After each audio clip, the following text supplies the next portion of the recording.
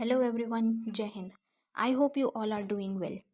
हम करने जा रहे हैं mains previous year question analysis और आज हम देखेंगे general studies paper 3 environment section का एक क्वेश्चन।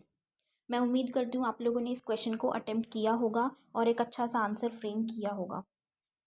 तो आज जब हम इस क्वेश्चन को डिस्कस करेंगे, एनालिसिस करेंगे, तो आपको बहुत सारे पॉइंट्स मिलेंगे क्योंकि हम बिल्कुल फुल फ्लेज तरीके से सॉलिड वेस्ट मैनेजमेंट पे एक आंसर प्रिपेयर करेंगे। बहुत सारे पॉइंट्स आपको मिल जाएंगे, तो प्लीज़ उन पॉइंट्स को अपने पास कवर करके रखिएगा।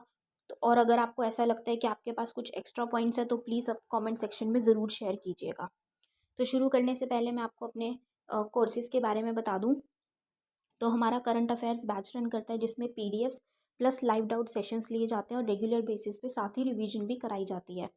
जीएस का प्री प्लस मेंस बैच है, बिल्कुल फुल फ्लेज्ड बैच है गाइज, हाईली रिकमेंडेड। बिल्कुल बेसिक से एनसीईआरटी 6 क्लास से लेके एडवांस्ड बुक्स तक की कवरेज कराई जा रही है उस बैच में, जिसमें प्रीलिम्स और मेंस दोनों आपका ज़रूर क्लियर होगा अगर आप डेडिकेटेडली फॉलो करेंगे तो। और मेंस का आंसर राइटिंग बैच है, उसमें भी बिल्कुल एनसीईआरटी बेसिक टॉपिक से क्वेश्चंस लिखवाना स्टार्ट किया जाएगा और फिर धीरे धीरे आपको एडवांस लेवल तक के लिए प्रिपेयर कर दिया जाएगा टिल योर प्रीलिम्स आप मेंस रेडी हो जाओगे। तो इन कोर्सेज़ को एनरोल करने के लिए आप नीचे दिए गए नंबर 9713282838 पे व्हाट्सएप या टेलीग्राम पे टेक्स्ट करके आप डिटेल्स ले सकते हैं और आप कोर्सेज में एनरोल करवा सकते हैं अपने आप को। तो चलिए स्टार्ट करते हैं।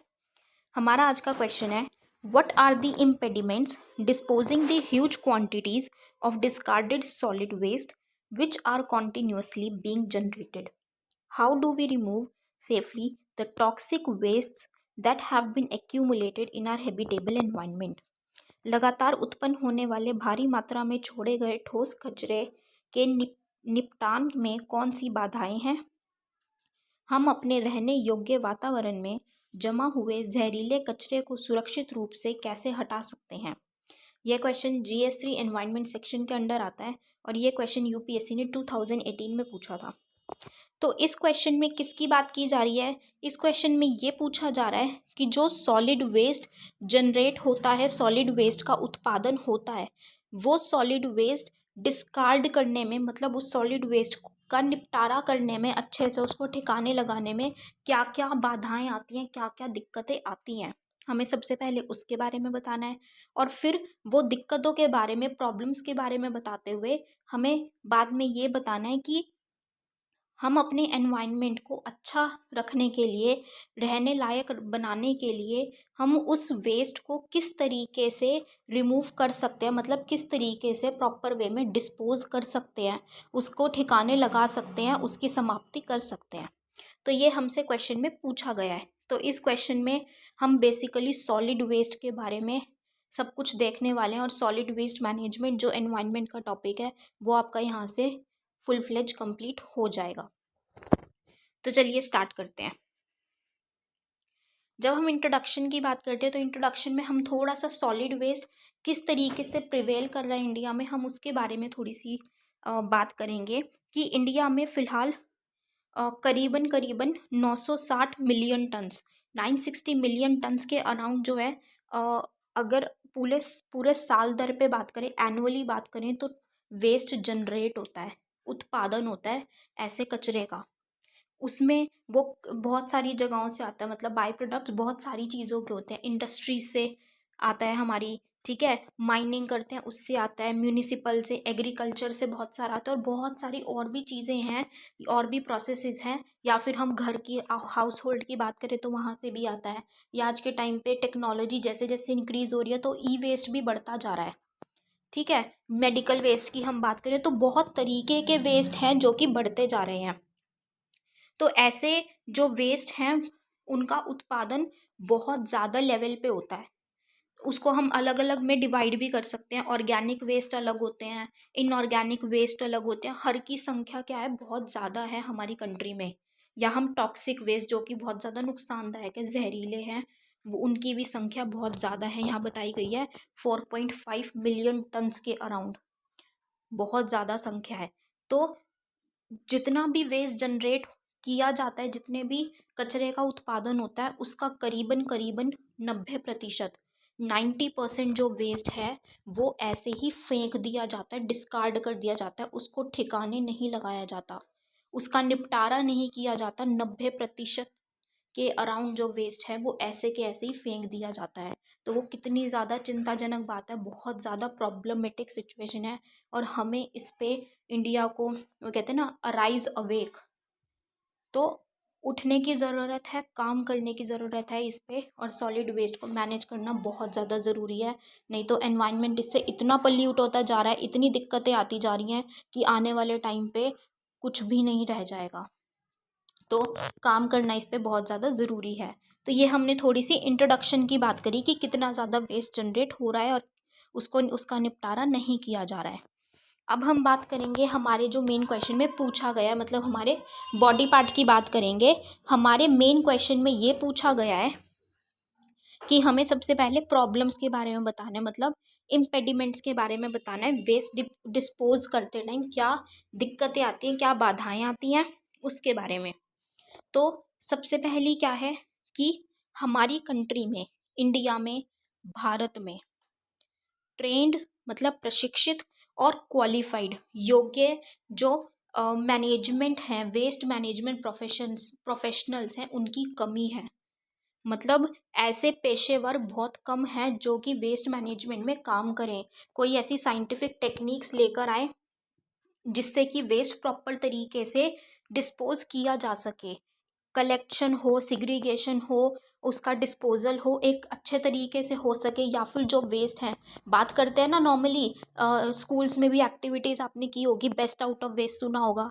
तो वो बेस्ट आउट ऑफ वेस्ट क्या है, तो ऐसी कुछ चीज़ें हों जिससे कि वेस्ट से कुछ और प्रोडक्ट्स बनाए जाएं, उसको वेस्ट को अच्छे यूज़ में लिया जाए और उसका डिस्पोजल अच्छे तरीके से किया जाए ताकि वो एनवायरनमेंट को पोल्यूट ना करे। लेकिन ऐसे प्रोफेशनल्स की हमारी कंट्री में बहुत ज़्यादा कमी है। ऐसे प्रोफेशनल्स है ही नहीं, इतने ट्रेंड और इतने स्किल्ड प्रोफेशनल्स है ही नहीं। तो सबसे पहली दिक्कत ये है कि जब प्रोफेशनल्स ही नहीं है तो वैसी टेक्निक्स बता ही नहीं पाते, बना ही नहीं पाते कि जिस तरीके से डिस्पोजल हो सके। दूसरी हम बात करें तो दूसरी है अकाउंटेबिलिटी, जवाबदेही। कि जब सॉलिड वेस्ट मैनेजमेंट की बात की जाती है ना, तो वहाँ पे अकाउंटेबिलिटी बहुत कम है, बहुत ज़्यादा कम जवाबदेही है।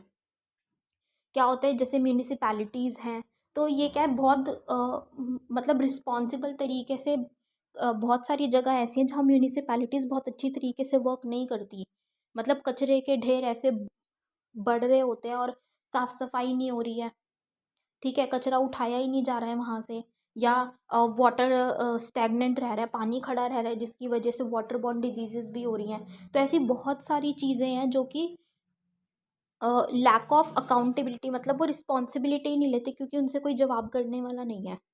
तो उसकी वजह से भी क्या है, एक प्रॉपर मैनेजमेंट नहीं हो पा रहा है, जिसकी वजह से ये जो डिस्पोजल, ये डिस्कार्ड किया जा रहा है और डिस्पोजेबल नहीं हो रहा है टाइमली, जिसकी वजह से एनवायरनमेंट भी पोल्यूट होता जा रहा है और प्रॉब्लम्स बढ़ती जा रही है सॉलिड वेस्ट की।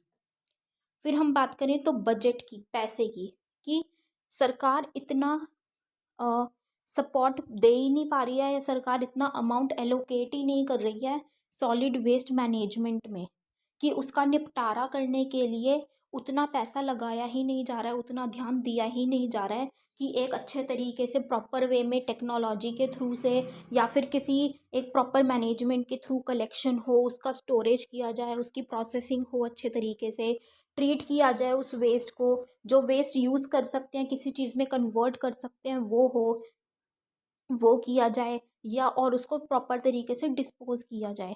तो सरकार भी यहाँ पे इस इन चीज़ों को ध्यान नहीं दे रही है। तो क्योंकि ये ध्यान नहीं दिया जा रहा, प्रॉपर बजटरी सपोर्ट नहीं मिल पा रहा है, उसकी वजह से भी ये वेस्ट ज़्यादातर डिस्कार्ड किया जा रहा है रादर देन डिस्पोजल।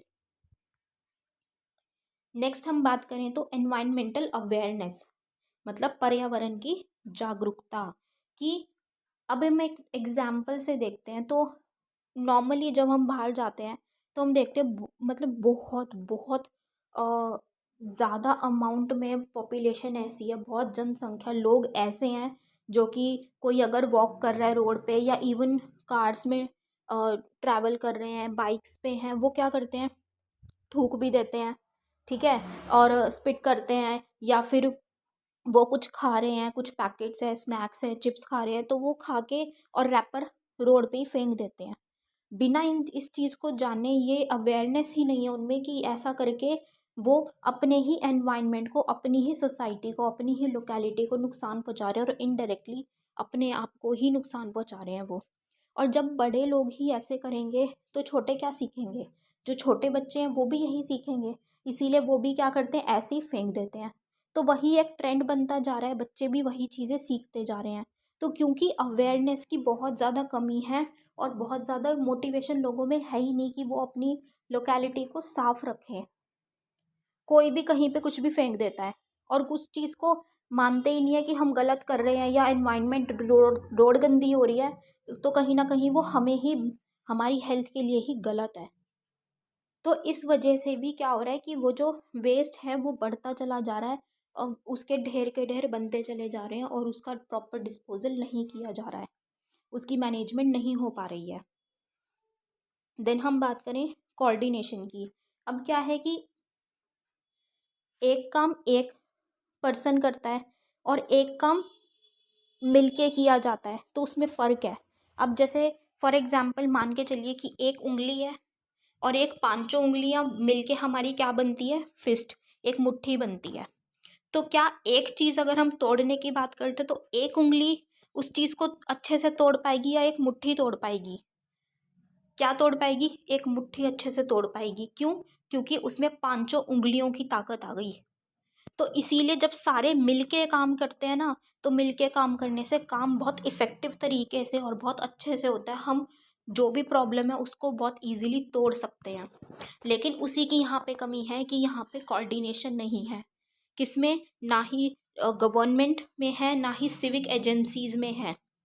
जो नागरिक एजेंसीज हैं उनमें भी नहीं है। जो लोकल वेस्ट कलेक्शन ग्रुप्स हैं, स्थानीय कचरा संग्रह समूह है, जो काम करते हैं इसी का, वही हमने बात की है जैसे म्यूनिसिपैलिटीज़ वगैरह हैं, तो उनमें जिनको काम सौंप दिया गया है वो लोग काम ही नहीं करते, वो उठाते ही नहीं आगे, क्योंकि जवाबदेही नहीं है। तो क्या है, बेसिकली सब अपने अपने जोन में वर्क कर रहे हैं, अपने अपने में हैं, और वो अपने हिसाब से ही काम कर रहे हैं। कोई अकाउंटेबिलिटी नहीं है, कोई देखने वाला नहीं है। तो क्या है कि वो मिलके, उनमें कोऑर्डिनेशन ही नहीं है आपस में। कोऑर्डिनेशन ना होने की वजह से वो प्रॉब्लम को टैकल किया ही नहीं जा रहा है प्रॉपर तरीके से। नेक्स्ट हम बात करें पब्लिक एटीट्यूड्स टू वेस्ट। ठीक है, सार्वजनिक दृष्टिकोण, तो वही बात है, सार्वजनिक दृष्टिकोण की पब्लिक का क्या एटीट्यूड है। तो बेशक से लोग क्या करते हैं, कचरे के वहाँ से निकल रहे हैं कि हाय हाय छी, कि स्मेल है यार, कितना कितना गंदा एरिया है, वो उसको बोलते कितना गंदा एरिया है। लेकिन वो गंद कहाँ से आया? वो गंद फैलाने वाले भी हम ही लोग हैं, क्योंकि हम उस चीज़ को ध्यान ही नहीं देते हैं, चलते टाइम कुछ भी फेंक रहे हैं। तो लोगों का एटीट्यूड ही इस तरीके से है कि अगर कोई फेंक रहा होगा तो उसको बोल देंगे कि देख कितना बदतमीज़ है, ऐसे फेंक के जा रहा है, डस्टबिन नहीं है क्या? और चाहे खुद ही वो काम करते हो। तो क्या है, वो एटीट्यूड की भी कमी है। आप अपने आप से भी शुरू करो, आप किसी को देख रहे हो आप उसको भी टोको कि यूज़ डस्टबिन। तो उससे क्या होगा, बहुत ज़्यादा फ़र्क पड़ेगा क्लीनलीनेस पे, और वेस्ट मैनेजमेंट में भी फ़र्क पड़ेगा। ये हमने बात करी थी प्रॉब्लम्स की, इम्पेडिमेंट्स की। अब हम बात करेंगे अपने क्वेश्चन के सेकंड पार्ट की, जो पूछा गया है कि क्या वेज है जिससे कि हम निपट सकते हैं, अपने कचरे को निपटा सकते हैं, मैनेज कर सकते हैं प्रॉपर तरीके से। तो हमें वो वेज की बात करनी है। तो सबसे पहले क्या होना चाहिए, एक प्रॉपर टेक्निक, प्रॉपर मैकेनिज्म होना चाहिए, जिसमें कि एक प्रॉपर स्ट्रैटेजी, एक प्रॉपर मैकेनिज्म के थ्रू कलेक्शन हो, उस कचरे को इकट्ठा किया जाए, उसको डिवाइड किया जाए कि कौन सा कचरा प्लास्टिक, जो प्लास्टिक्स का है उसको अलग कर दो, ई वेस्ट को अलग कर दो, जो इलेक्ट्रॉनिक से कचरा निकलता है वो अलग कर दो, बायोमेडिकल वेस्ट अलग कर दिया, और जो भी अलग अलग तरीके के जो सॉलिड वेस्ट है उनको क्या कर दिया, सेग्रीगेट कर दिया, उनको डिवाइड कर दिया। डिवाइड करने के बाद उनको ट्रीटमेंट करो जिस तरीके से होना चाहिए। जो चीज़ जहाँ यूज़ हो सकती है किसी और चीज़ में एज अ बाय प्रोडक्ट, वहाँ पे यूज़ कर सकते हैं, और जो बाकी का वेस्ट बचता है उसको हम ट्रीट करके डिस्पोज कर सकते हैं। तो ये एक तरीका होना चाहिए। दूसरा तरीका क्या हो सकता है, रिसाइकलिंग, पुनर्चक्रण। जैसे हमने बात करी थी बेस्ट आउट ऑफ वेस्ट बना देते हैं, ठीक है, तो बेस्ट आउट ऑफ वेस्ट निकाल लेते हैं, किसी चीज़ को यूज़ कर लेते हैं, जैसे कि वेस्ट से एनर्जी में कन्वर्ट करते हैं। अब अगर आप लोगों ने एनसीईआरटी पढ़ी होगी, नहीं पढ़ी है तो देखिएगा ज़रूर। साइंस की 7th क्लास की एनसीईआरटी का लास्ट चैप्टर है वो। वैसे चैप्टर वेस्ट वाटर के बारे में बताता है, लेकिन वहाँ पे इस चीज़ को भी मेंशन किया गया है कि वेस्ट से किस तरीके से एनर्जी में भी कन्वर्ट किया जा सकता है, इलेक्ट्रिसिटी बनाई जा सकती है। तो क्या हो रहा है, वेस्ट को यूज़ ही तो कर लिया ना इलेक्ट्रिसिटी में। अब इलेक्ट्रिसिटी में हम कोल का यूज़ करते हैं, कोल से क्या होता है, कहीं ना कहीं एनवायरनमेंट पल्यूट होता है एनवायरनमेंट को कितना ज़्यादा नुकसान होता है। तो अगर वो वेस्ट से ही इलेक्ट्रिसिटी बनाई जाएगी तो कोल का कम यूज़ होगा, तो एनवायरनमेंट कम पल्यूट होगा और वेस्ट भी मैनेज हो जाएगा, तो कहीं ना कहीं स्वच्छता आ जाएगी, क्लीनलीनेस इंक्रीज हो जाएगी और वो प्रॉब्लम डिक्रीज हो जाएगी, और वेस्ट भी मैनेज होगा तो वहाँ पे भी एनवायरनमेंट उस चीज़ से अफेक्ट कम होगा। तो बहुत सारे मल्टीपल बेनिफिट्स हैं इससे। उसके बाद जैसे अभी हमने बात की थी प्लास्टिक्स का जो कचरा होता है, प्लास्टिक वेस्ट होता है, तो कुछ प्लास्टिक वेस्ट को हम रोड्स बनाते हैं, जैसे कंस्ट्रक्शन करते हैं तो उसमें भी यूज़ कर सकते हैं। या ग्रीन वेस्ट की अगर हम बात करें, ग्रीन वेस्ट क्या होता है, जैसे कि फॉर एग्जांपल काऊ डंग, जो काऊ डंग है उसको हम ग्रीन वेस्ट बोल सकते हैं। क्यों? क्योंकि वो एज अ फर्टिलाइज़र यूज़ हो सकता है, उसको हम फर्टिलाइज़र के तौर पे यूज़ कर सकते हैं, जिससे कि जो केमिकल फर्टिलाइज़र सॉइल के लिए यूज़ किए जाते हैं, जो सॉइल को भी नुकसान करते हैं, और वो अगर वॉश ऑफ होके रिवर्स में स्ट्रीम्स में जाता है उसको भी नुकसान करता है, वो भी उनको भी पोल्यूट करता है। तो उन सब से भी बचा जाएगा और वेस्ट भी क्या हो जाएगा, मैनेज हो जाएगा। तो इन पॉइंट्स को हम ये छोटे छोटे से फ्लो चार्ट बना के ना, एक सर्कुलर फ्लो बना के या फ्लो चार्ट बना के कि ये चीज़ भी हो जाएगी। जैसे कि ग्रीन वेस्ट को यूज़ करेंगे तो ग्रीन वेस्ट क्या है, पोल्यूट करेगा या तो, ठीक है, और जो वेस्ट है नॉर्मली, या जो फर्टिलाइज़र्स हैं वो केमिकल फर्टिलाइज़र्स यूज़ किए जाते हैं एग्रीकल्चर में। अगर फर्टिलाइज़र से रिवर्स भी पल्यूट हो रही है, एनवायरनमेंट भी पल्यूट हो रहा है, सॉइल भी ख़राब हो रही है। तो अगर वो ई वेस्ट को हम फर्टिलाइज़र में ही यूज़ कर लें तो क्या होगा, वेस्ट भी मैनेज हो गया और फर्टिलाइज़र, जो केमिकल फर्टिलाइज़र से प्रॉब्लम्स थी वो भी नहीं होंगी, वो भी पल्यूट नहीं करेगा। तो इस तरीके से हम बताएंगे तो बहुत अच्छा एक इम्प्रेशन जाएगा, बहुत अच्छा आंसर हमारा फ्रेम हो जाएगा, तो मार्क्स अच्छे मिलेंगे ही मिलेंगे। ठीक है, तो ये सारी चीज़ें हम करके क्या कर सकते हैं, जो वेस्ट एक्यूमुलेट होता है, इकट्ठा होता चला जाता है, उसकी प्रॉब्लम को सॉल्व कर सकते हैं। नेक्स्ट हम बात करें तो replacing dumps with properly managed engineers.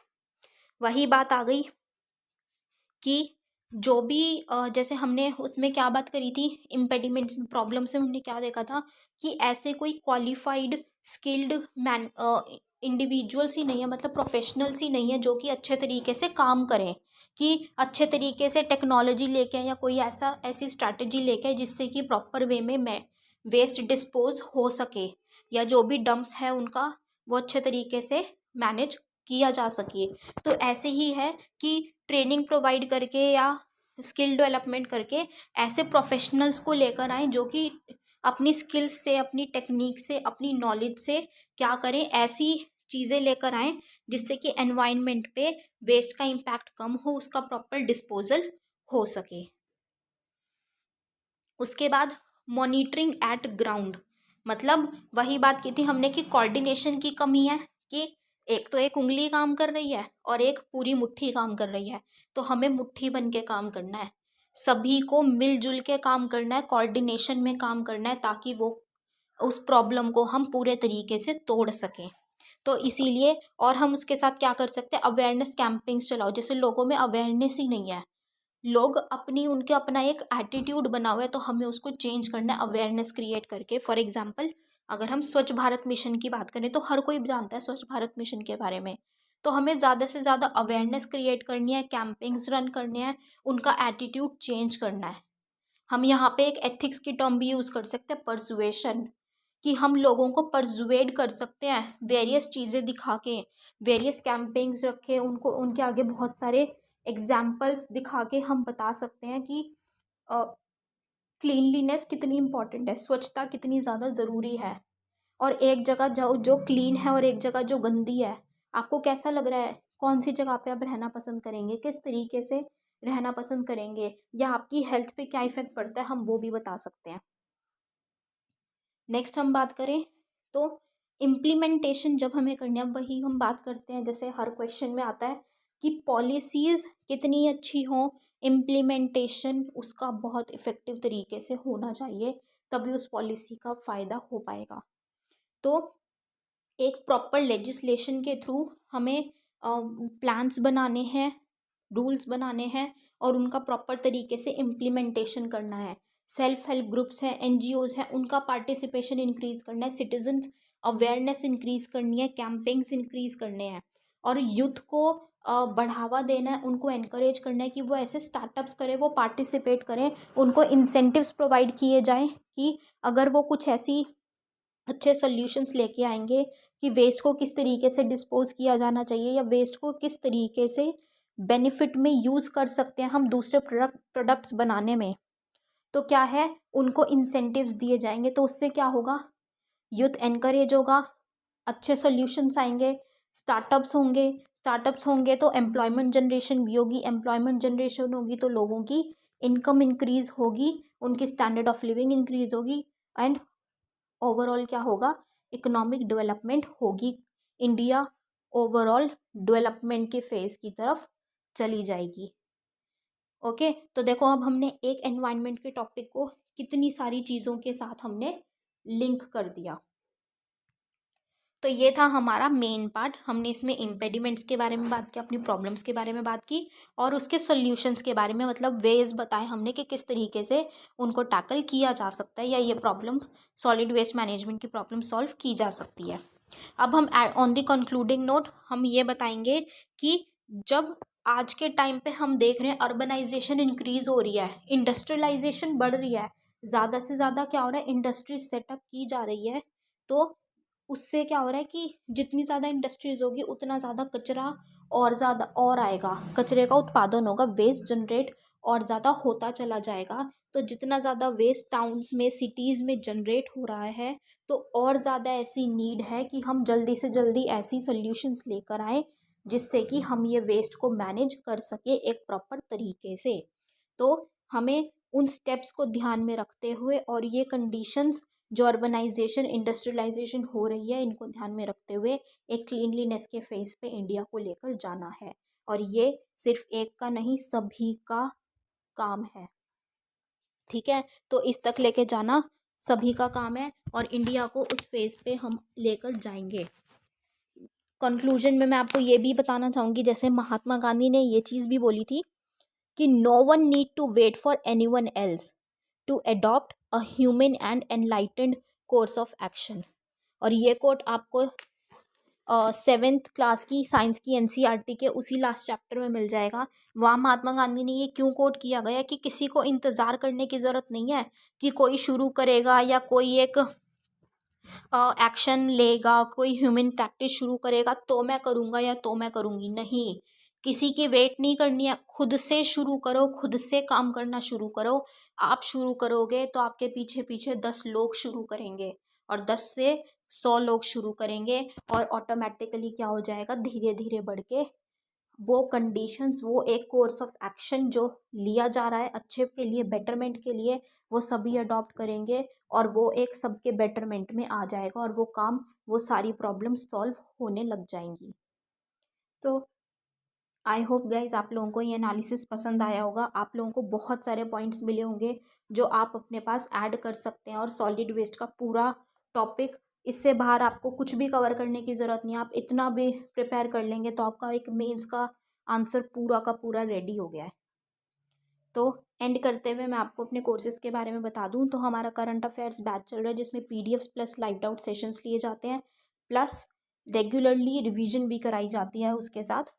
GS का बिल्कुल फुल फ्लेज बैच गाइज है, फुल फ्लेज बैच है गाइज, बिल्कुल ज़ीरो से तैयारी कराई जा रही है, हाईली रिकमेंडेड, टाइम ना वेस्ट करते हुए ज़रूर ज्वाइन कीजिए उसको। और मेंस आंसर राइटिंग बैच है जिसमें हाईली एक्सपीरियंस्ड फैकल्टी आपको रियल टाइम बेसिस पे आंसर राइटिंग प्रैक्टिस कराई जाएगी, आपकी इवैल्यूएशन कराई जाएगी और आपको बिल्कुल अच्छे तरीके से मेंस रेडी करा दिया जाएगा। तो इन बैचेस को ज़रूर ज्वाइन कीजिएगा और ज्वाइन करने के लिए आप नीचे दिए गए नंबर 9713282838 पे व्हाट्सएप या टेलीग्राम पे टेक्स्ट करके कोर्स की डिटेल्स ले सकते हैं और डिटेल्स लेके आप कोर्सेज में एनरोल कर सकते हैं। So thank you guys, have a great day ahead. जय हिंद।